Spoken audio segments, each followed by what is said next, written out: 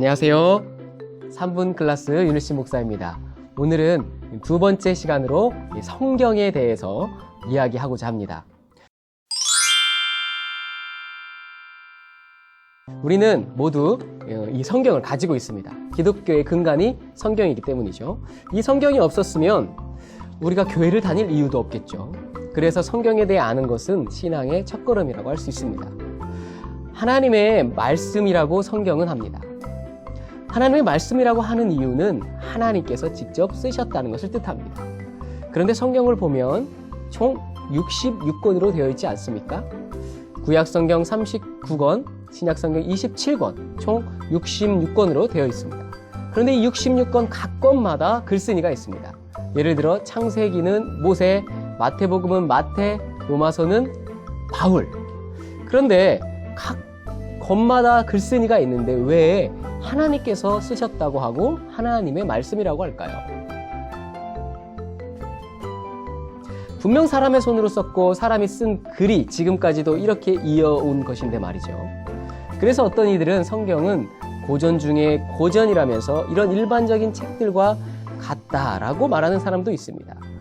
아까 성경이 66권이라고 했습니다. 그래서 글쓴이가 각기 다 다르다고도 했습니다.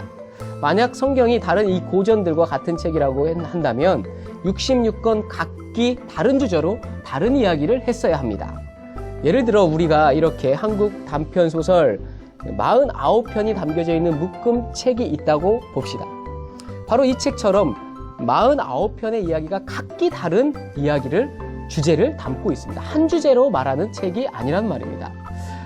그런데 성경은 그렇지 않습니다. 성경은 66권인데도 불구하고 약 1500년에 걸쳐 쓰였고 글쓴이만 해도 40여 명이 넘습니다.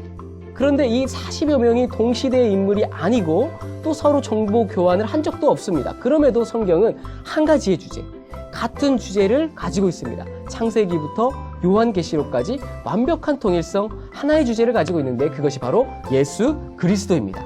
요한복음 20장 30절에서 31절 말씀입니다. 예수께서 제자들 앞에서 이 책에 기록되지 아니한 다른 표적도 많이 행하셨으나 오직 이것을 기록함은 너희로 예수께서 하나님의 아들 그리스도이심을 믿게 하려 하며 또 너희로 믿고 그 이름을 힘입어 영생을 얻게 하려 함이니라. 아멘. 성경 어느 곳을 펼쳐봐도 동일한 주제는 이것입니다. 예수 그리스도를 믿어 생명을 얻게 하기 위함입니다. 한마디로 구원이 목적이자 주제입니다. 그래서 구약 39권은 오실 예수 그리스도에 대한 글들의 묶음이고 신약 27권은 오신 예수 그리스도에 대한 글들의 묶음입니다. 하나님은 이 성경을 우리에게 주심으로 우리에게 새로운 생명, 구원을 주십니다. 성경은 예수 그리스도를 통해서 새로운 생명, 구원을 주시려고 하는 우리를 향한 하나님의 사랑의 편지입니다. 여러분, 이 사랑의 편지 하루하루 이렇게 펼쳐보지 않겠습니까? 이 편지가 여러분들에게 새로운 생명, 놀라운 사랑을 전해줄 것입니다.